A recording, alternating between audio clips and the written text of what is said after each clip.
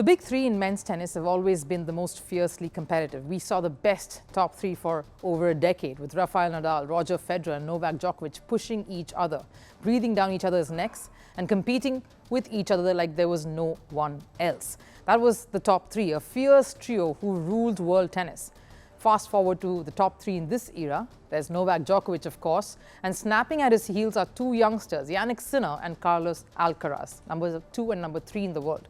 And 2024 was the year that everyone touted to see these three battle it out for supremacy.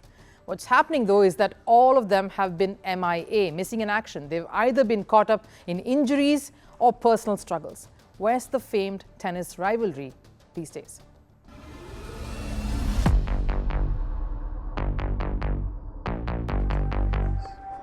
The last year in men's tennis has seen the rise of a couple of youngsters, Spain's Carlos Alcaraz, who's Rafael Nadal's heir apparent, and Italy's Jannik, someone who could fit the calm and composed Roger Federer mold.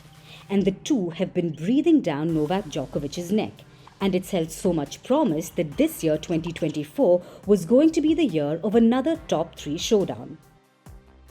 Jannik, with that win at the Australian Open defeating big guns including Djokovic along the way, has staked his claim to the throne. The other challenger is Carlos Alcaraz, who, at number 3 in the world and with 2 Grand Slam titles to his name, both coming in last year, has been one to watch out for. But guess what? We're just a few months into 2024, and both Jannik and Carlos Alcaraz are battling injuries. In fact, Alcaraz has had his fair share of injuries over the last few months. In November, he missed the ATP Finals and Davis Cup because of an abdominal tear. In January, he was not able to get on tour and missed the Australian Open because of a leg injury. Alcaraz came back in February, won Buenos Aires and reached the final in Rio only to sustain yet another injury, making him miss the Acapulco event. He came back to win the Indian Wells, played Miami, reached the semi-final, but had to pull out of the Monte Carlo Masters following injuries to his right hand. And now he's missing the Italian Open. No hay pruebas, pero...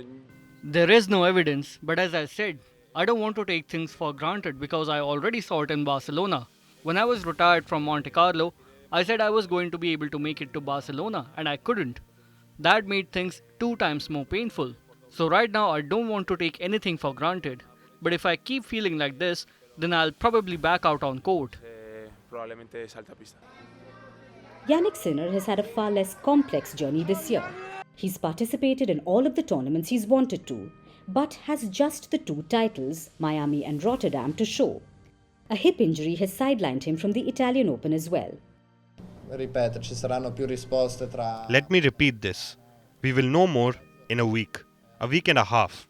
Of course, I will only take part in Roland Garros if I am 100% fit. If there is a slight doubt, then we will see. Let's talk about Novak Djokovic. He's only played a couple of ATP events post the Australian Open and has had disappointing results in both, losing in the earlier round at the Indian Wells and semi-finals at the Monte Carlo Masters. He's not showed any signs of discomfort or any injury, which is incredible given his rigorous gameplay. But he has been in a bit of a strife as far as his personal struggles go. He parted ways with his long-term coach Goran Ivanisevic, and he's been contemplating the road ahead without a coach, getting through what would be a challenging phase with no mentor by his side. Well, I think he answered it very well the other day in his interview where he said that we just both felt we gave each other in this relationship the maximum, and it was time to move on. So it's pretty simple. He remains, one of the most successful coaches in the history of the game. What we've done is something that cannot be, deleted. So results and history speaks for itself, and he remains, of course, a dear friend of me and my family. So, yeah, that's all I can say. A year that was supposed to see these three at their best, battling it out in the penultimate stages and maybe even the occasional final, has not happened. The season so far is proving to be an anticlimactic one. A tennis world that has pampered us with the best of rivalries for years is suddenly facing a bit of a roadblock.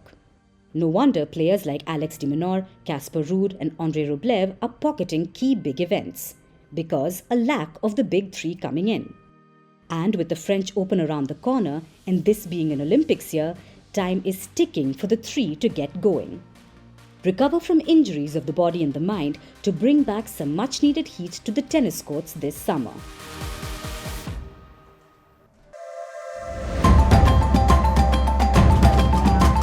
Firstpost puts the spotlight on Africa. We report from across the continent, rewriting the narrative. Stories of hope and progress. Amid coups, conflicts, and climate crisis. The challenges are many, but so are the opportunities. Trying to do what benefits the majority of citizens.